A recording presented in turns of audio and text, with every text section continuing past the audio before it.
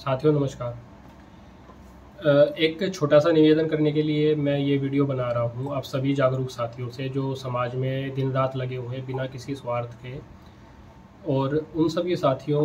से मेरा एक निवेदन है कि जो पिछले एक हफ्ते 10 दिन से लगातार फेसबुक के ऊपर चीज़ें शेयर हो रही हैं पेंडेमिक ट्रीटी से रिलेटेड, तो उन चीज़ों में बहुत सारी चीज़ें ऐसी हैं, जानकारियाँ ऐसी हैं जो आप सब लोग आधी अधूरी शेयर कर रहे हैं। शायद किसी या कुछ लोगों का बातें सुन करके उनके चेहरों पर विश्वास करके आप उनकी बातों को रिपीट कर रहे हैं। यही सारी गलतियां हम लोगों ने अपार आईडी के दौरान भी की थी, कुछ लोगों पर भरोसा करके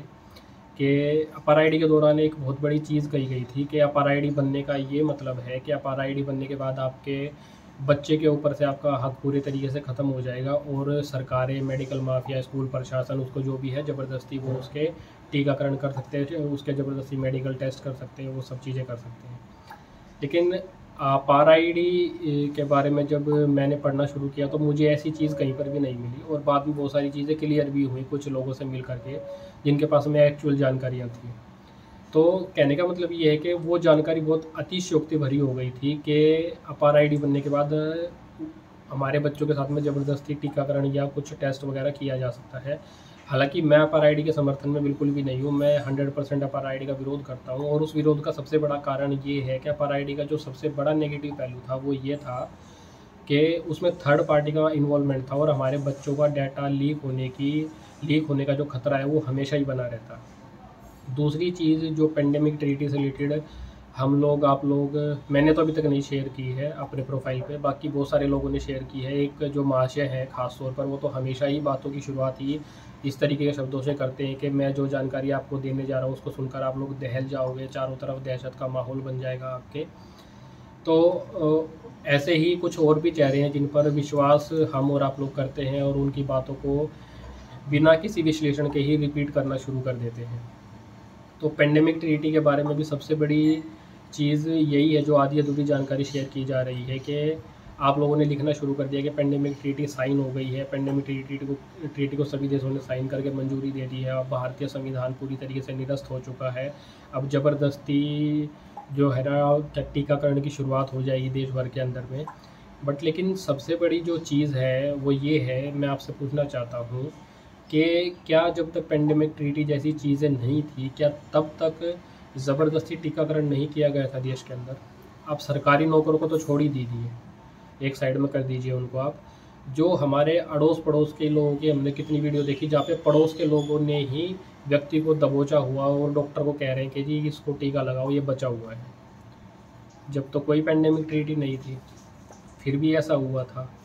तो बहुत सारी चीज़ें ऐसी हैं जो हो रही हैं और बहुत सारी चीज़ें ऐसी हैं जो नहीं हो रही है, हम उनको शेयर कर रहे हैं। तो मैं भी 100% जो पेंडेमिक ट्रीटी के अगेंस्ट हूँ, लेकिन हमारा ये फ़र्ज़ बनता है, आपका भी हमारा भी, कि हम जो भी चीज़ें लोगों के साथ में शेयर कर रहे हैं वो पूरे तरीके से जितना हो सके अधिक से अधिक सटीक जानकारियाँ लोगों के साथ में शेयर की जाए। ताकि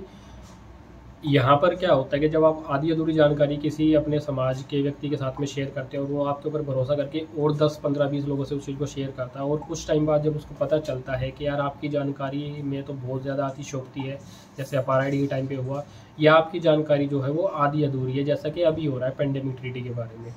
पेंडेमिक ट्रीटी है वो किसी भी देश ने अभी साइन नहीं की है, वो अगले साल 2026 की जो इनकी मीटिंग होनी है उसके अंदर में उसको साइन करने के लिए सबके सामने रखा जाएगा। सभी देशों ने उस पर अपनी अपनी सहमति करना ज़रूर जताई है, लेकिन उसको साइन नहीं किया गया है। और साइन करने के बाद भी रास्ता इतना आसान नहीं है कि साइन करते ही रातों रात सब कुछ बदल जाएगा। साइन करने के बावजूद भी वो पेंडेमिक ट्रीटी के अनुसार हमारे देश के संविधान के अंदर में बहुत सारे कानूनों में बदलाव करना पड़ेगा और ऑलरेडी इसके अगेंस्ट में बहुत बड़े लेवल पर आवाज़ उठनी शुरू भी हो गई, जो उठनी चाहिए। और मैं भी इसके अगेंस्ट में हूँ, हम और आप सब लोग इसके अगेंस्ट हैं। लेकिन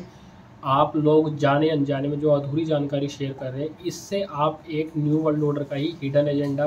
फुलफिल कर रहे हैं। और वो एजेंडा ये है कि आपका जो कि निस्वार्थ साथी है, आपका और आपके समाज के लोगों के बीच में जो भरोसा है, उस भरोसे को जल्द से जल्द तोड़ दिया जाए,